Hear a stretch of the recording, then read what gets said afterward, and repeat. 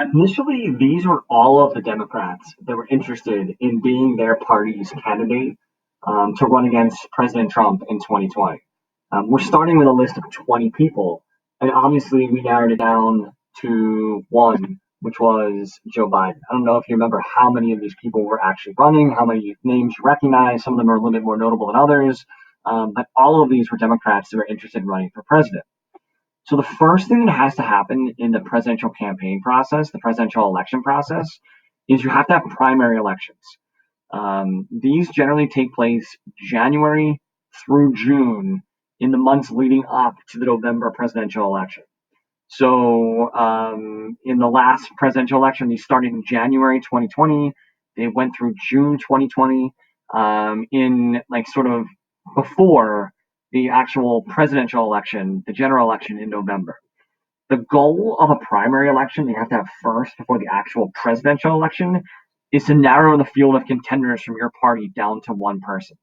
There's nothing really in the Constitution that specifies how this process has to work. The individual parties can kind of figure out how they want to do this. But each state holds an election between January and June of the presidential election year. And there are different types of primary elections you can have. So, for example, most states have what are called closed primaries. This is when only members of your political party can actually vote for your candidates. Like Pennsylvania is an example of this. So, for example, in Pennsylvania, if you are a Democrat, you can only vote in the Democratic primary. If you're a Republican, you can only vote in the Republican primary. This prevents like Democrats from sabotaging the Republican primary and vice versa. It's important to note because a lot of people often say like, I want to register as an independent. In Pennsylvania, if you're an independent, you are not eligible to participate in the primary process. Only party members can participate in your party's primary. Some states have what are called open primaries.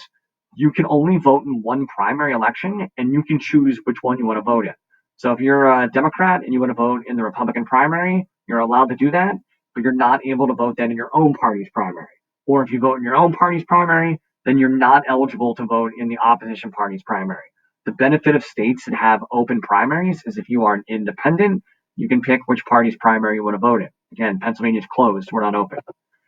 And then crazy Iowa has what's called a caucus system.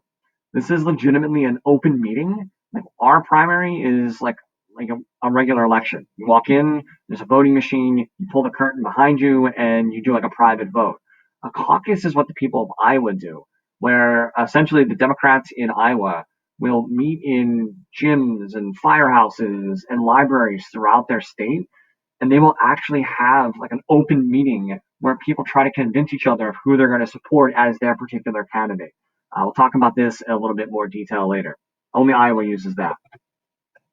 And then based on each state's election results, delegates are assigned. Think of these as people.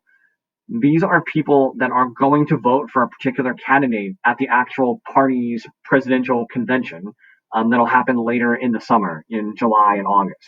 So again, these election results are going to send people to the party's conventions to vote for a particular Democrat or Republican to be that party's like nominee for president. And again, these things work a little bit differently. In the Democratic Party, they have a total of 3,979 delegates. You have to win a majority of the delegates to actually be the president of the United States.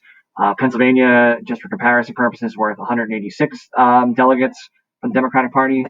And then on the Republican side, there are 2,552 total delegates. Pennsylvania is worth 88.